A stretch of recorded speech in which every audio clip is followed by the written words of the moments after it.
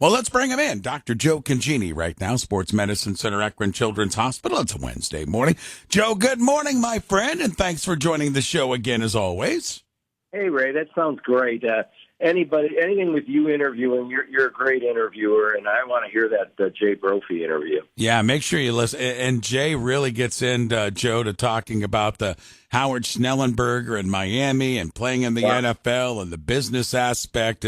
It's really terrific. I urge you folks to go and listen to it and watch it, by the way. You can watch it on our YouTube channel at WAKR.net. All right, Joe, what do you have for us? Hey, people, been asking as we finished up the Olympics this week, and we talked about, you try to talk about all the different sports a little bit in the Olympics, and we didn't talk much about the runners, and the last week was kind of dominated by the runners, and and that running approach kind of filtered down to a lot of our high school runners and even younger runners than that as they try to stay healthy. And so I talked with three of our PTs that kind of specialize in runners. They look at the mechanics of how people run and plans of how they – and also, we're so lucky at the Sports Medicine Center at Akron Children's. We have really experienced people, and these three PTs that specialize in running, Amy, Doug, Dave, I talked to these guys to see if there's anything much new as we worked our way through the Olympics. They've all been with us for 10 years, a lot of them 10 years or more, so they have great experience. And a lot of people tell me, oh, my gosh, when I go to those running therapists, I learn more than any of my PT stuff that I learn as they tell me about the mechanics of my running and what I can do to change those or tweak those things to get rid of injuries and prevent injuries. But I want to know where we were 10 years here down the road. I think there's some trends that have changed a little. One big trend that I kept hearing in the Olympics and ongoingly in several sports is this load management. And I'm hearing it now around the high schools.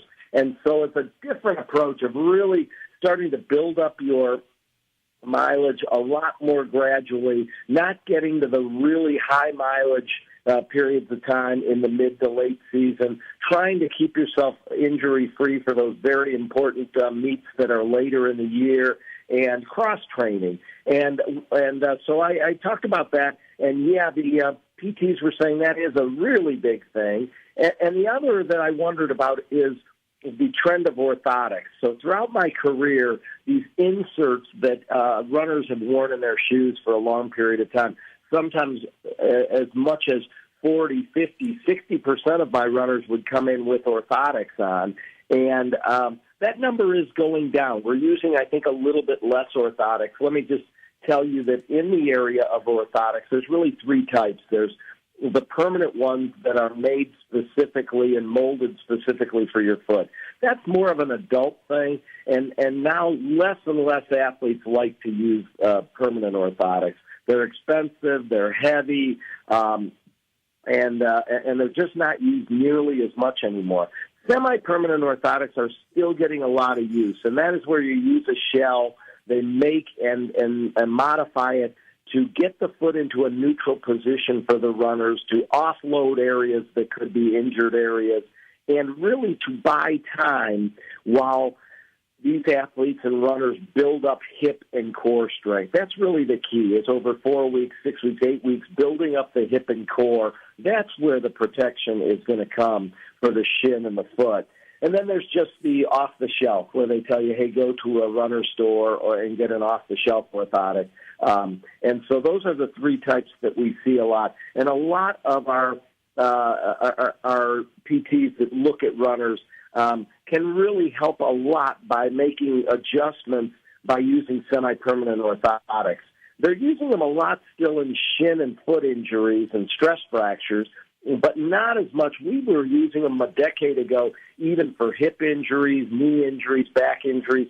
They're telling me that those are not being used for those types of injuries nearly as much anymore. Maybe as a last resort, in 10% are using them in those types of injuries, but still has a big role for shin pain, foot pain, especially when we're trying to get somebody back into that core strength and hip strength that's going to really prevent future problems and get rid of the problems they have.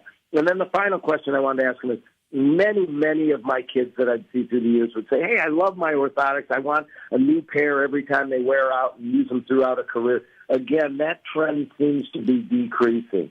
My PTs are telling me that work with runners, maybe 10 or 15% of people still come in and say they really need and want their orthotics for prevention. But if they really did the work of strengthening and core strength and hip strength, they don't need the long-term orthotics. And this is a 6 or 8 week proposition of using the semi-permanents just to get them over the hump of the problem and then get them back. And so load management is the big catchword nowadays. A lot of our runners are using load management. Our cross-country kids are starting to run. We see them out on the roads and the trails.